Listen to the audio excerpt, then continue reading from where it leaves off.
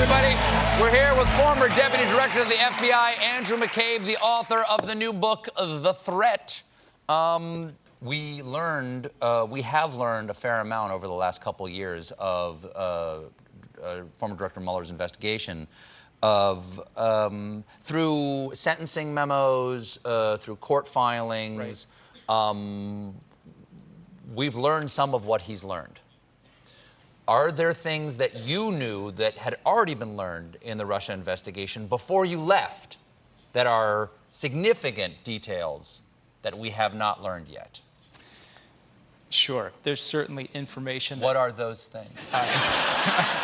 Well, I, of course, cannot discuss those things with you. Okay. Here. I mean, are they like, Ooga? Are they how would you describe them on a scale of like to Ooga? Where would you put them on the scale? I don't know that I can estimate your Auga scale.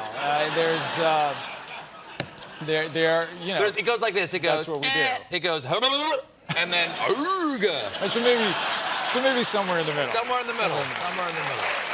Okay. Okay. Some people, in defense of the people who have already been charged, call these are process crimes. This is a process crime. Yeah. Andy, what's the big deal? Process crimes. Yeah. What do you say to people who say it's process crimes? Well, you're nitpicking. When I was an investigator for 21 years, I don't think any federal investigator would say to you that lying to a federal investigator in the course of an investigation is a process crime.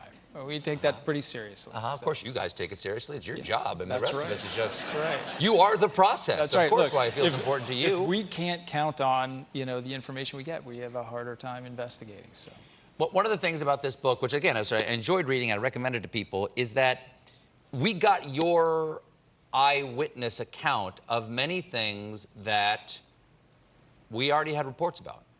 right. We heard rumors or reports, either through the New York Times or the Wall Street Journal or BuzzFeed or the Washington Post, of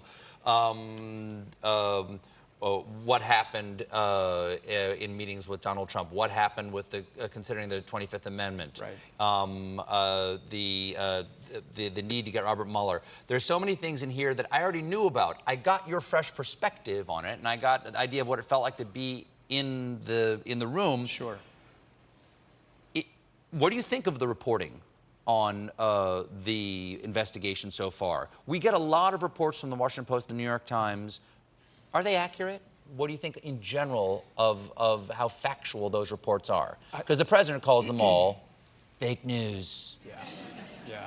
I mean, I think a lot of the reporting has been extraordinary. I think there's clearly I've never seen the level of resources dedicated to this sort of work that you currently have under this administration, right? So the number and scope of really talented reporters that are working on this topic day in, day out. And they are going to continue to peel back the onion on the facts that they have access to. Sometimes not to the benefit of the investigation. So as an investigator, it's something that concerns you very much, to be able to ensure that investigative, sensitive information does not make it. Well, this book, of course, is in some ways about the investigation, at least the origin of it.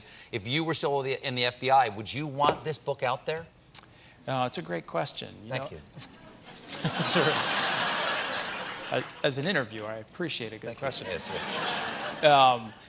So you're under oath, by the way. You're under oath right now. Thank you. Okay. I worked very closely with the FBI in the process of getting the book published. I'm required to submit the manuscript to the FBI for what they call pre-publication review. So, why are you required to? Because you were actually fired from the FBI. That's right. What do you owe the FBI now that you've been cut loose? Well, why can't you just say what you want? You don't owe them nothing. I'm still, by virtue of the clearances that I had in my position, I'm still obligated to protect national security information, and that's one of the ways that government organizations ensure that that information is protected. It's a process I respect, and it took a long time and a lot of work, but I'm pleased with the product that came out. As am I. I enjoyed it. Thank you so much for being here, Director. Thanks so much. The Threat is available now. Andrew McCabe, everybody. We'll be right back with Dan Levy.